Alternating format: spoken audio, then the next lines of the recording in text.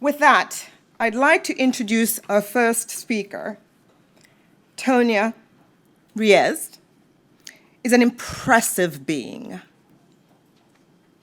She's been a successful entrepreneur and a respected industry thought leader who is sometimes quoted by the New York Times and NPR. With over 25 years of experience in marketing, research, strategy, and media, she's now an executive director at Edelman, a role that includes stewardship of the Edelman Trust Barometer, now in its 19th year. And of course, she's going to tell you all about the Edelman Trust Barometer. Ladies and gentlemen, please give her a warm round of applause.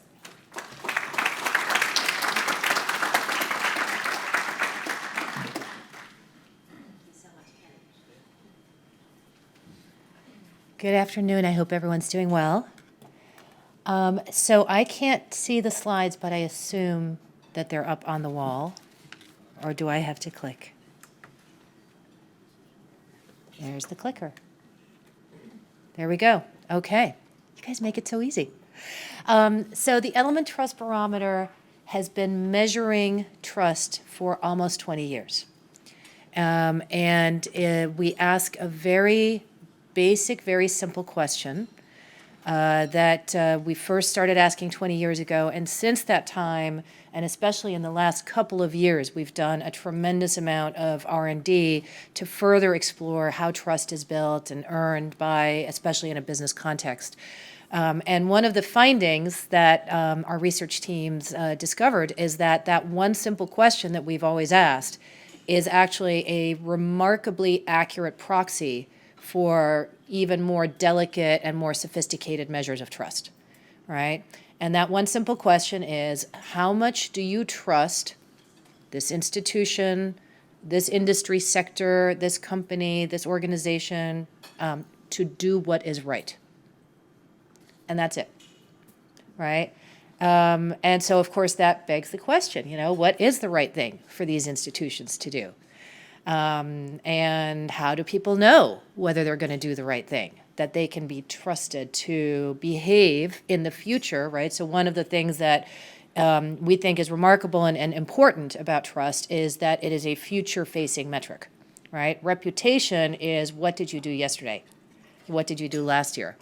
Trust is, how are we going to behave together in the future, right? Will I believe you when you make a promise?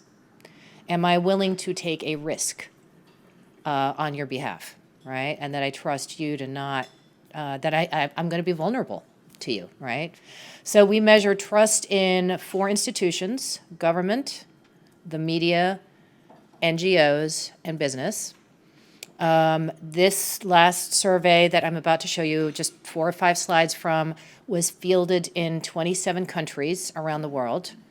And in each country, we talk to people who are representative of that country's population. It is an online survey, so in some of the more developed countries, it'll be more urban or higher income. But, generally, this is how people are feeling about their institutions. And the first thing I want to let you know is that our institutions writ large, those 4 institutions, are not trusted, right? So if you look at, for those of you who can see the slide, government and media, on average across the 27 countries, are trusted by just 48 and 47% of the people that they serve.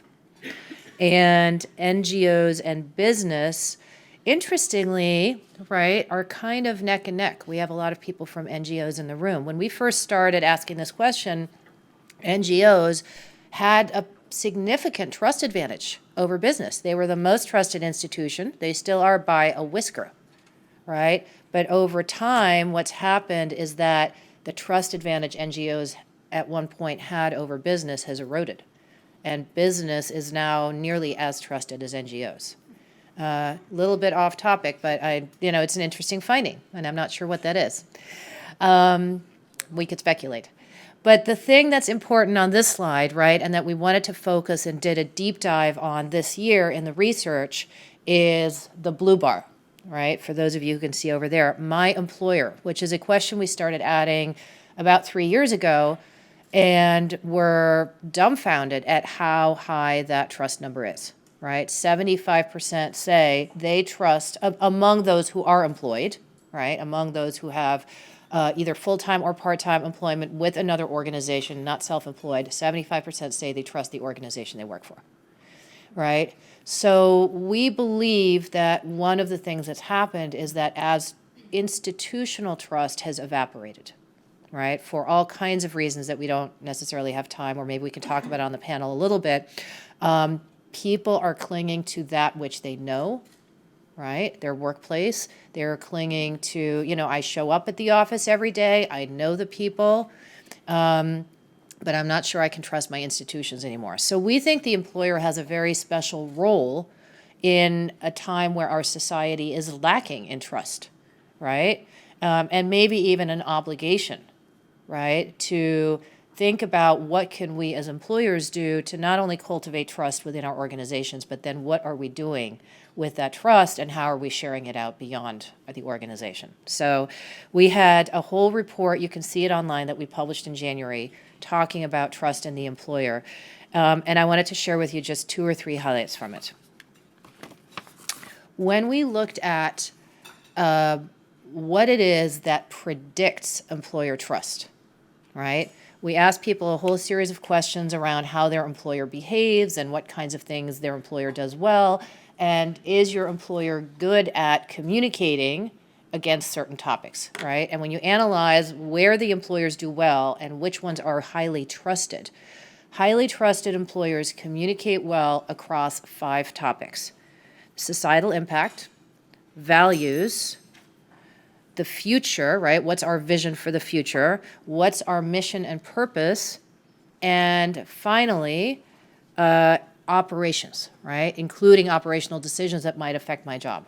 All 5 of these topics are important in predicting trust, but we're showing them here, and I just read through them in rank order, right? So in other words, how you're making the world a better place, actions that you as an organization are taking and as an extension allowing me to feel a part of, that are improving society, values that represent me, all of those things matter to me even more as an employee than having all the answers about how are we going to be structured next year and what are the impacts on my job. Because you know what? If I feel that our mission, our values, our purpose in life are aligned, I'm going to give you some trust that we'll figure it out. I don't necessarily need all the answers. So very important that, we think we have to explain everything. We think we have to talk about and have all the answers. That's not necessarily what people are looking for, right?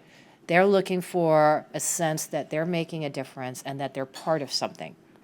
And that also showed up when we looked at employee expectations, right? So this is a very spiky question. If you read the legend, right, the black part of the circle represents I would never work for a company that didn't allow me to feel this way or do this or have this impact. And the gray is you'd have to pay me a lot more, right? So these are serious, serious expectations.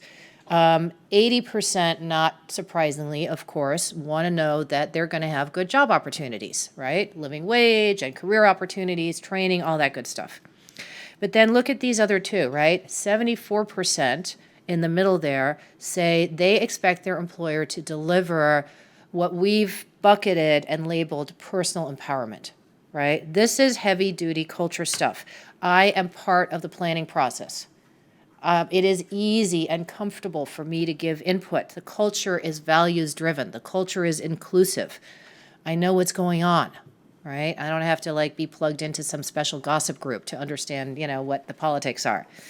And finally, 67% want to know that their employer is going to offer them an opportunity to have a greater purpose and that their job specifically is having a meaningful impact on society, right? And 67% told us they would not work for a company or you'd have to pay me more if that was not the case, right? So people want to be part of something.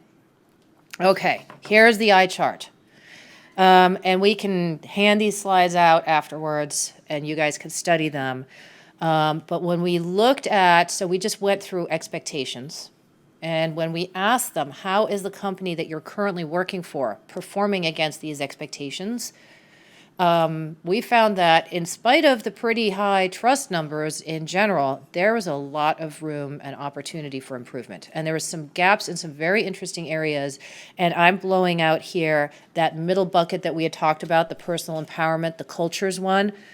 This is where we found the single biggest gap in expectation versus performance. And I think it's fascinating. Management always tells the truth. Only 55% believe that their management always tells the truth. It's a 24-point gap against the expectation. And to me, it's so fascinating because they're actually scoring us really well on communication, right? 61% say we're doing a good job on communication. It's a smaller gap. But, even that is a big gap, right? There's a lot we could do to improve that. So what is going on here with truth? And the second biggest gap, employees have a voice. Right?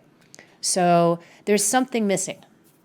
There's something missing here in the sense of dialogue, of input, of empowerment that I think is very relevant to the conversation we want to have today.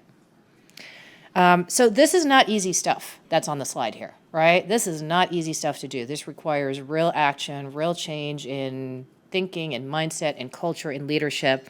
But it's worth going after it. Right? Karen mentioned that Carol did, that employees who are happy do more for their organization, right? We found the same thing. They're more committed to their jobs. They're more excited about showing up to work. They're more engaged. They're more loyal. They're more likely to want to work for you for a long time. And they're also out there telling other people what a great company you are. What a great place to work you are, and what a great product you're making, and that you stand for something that they're proud to be a part of. And we want all of our employees to feel that way. So that's a teaser of the Trust Barometer, and I think I'm turning it back over to you. All right. Give her a great big round of applause, please. Thank you, Tonia. The thing that struck me about what she said is what she didn't say. She did not say that employees are looking for a place where they get free coffee, free lunch, sleeping pods. Those are not the things that falls on the values list. So I look forward to further conversation a little bit later on.